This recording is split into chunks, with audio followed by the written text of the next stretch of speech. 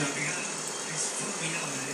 Al segundo palo uno también tirarse de un gol de River, pero no de esta manera. A la vuelta, que viene la base. Después, por milímetros, o no, pero dio la vuelta para llegar al segundo palo. Y entrar solo, despistando a todo lo que estaba marcando.